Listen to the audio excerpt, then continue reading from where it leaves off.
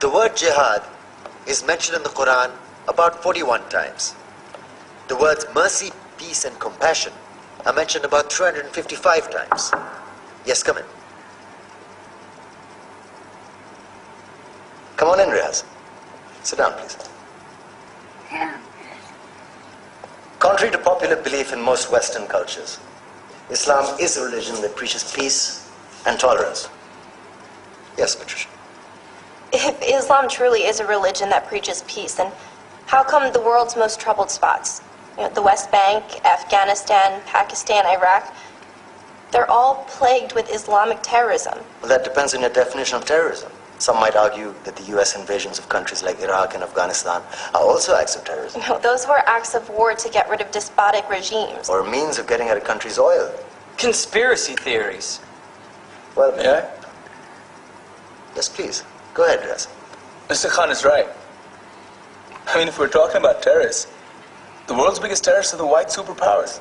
Come on now. No, really, stop and think about it. Explain 9/11. Okay. Do you know how many people died in the Twin Towers strike? Around 3,000. And do you have any idea how many people died in the bombing of Afghanistan? Take a wild guess. More than 15,000 people died.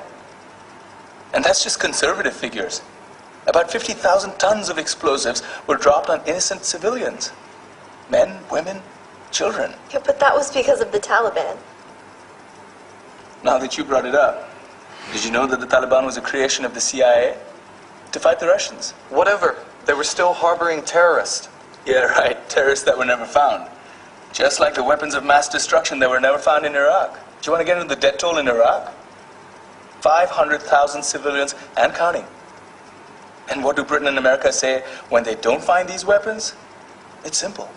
They just say sorry.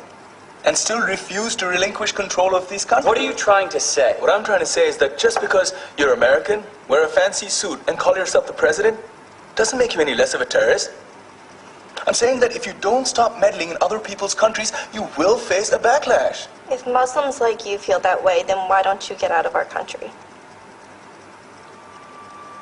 We will. As soon as you promise to leave ours.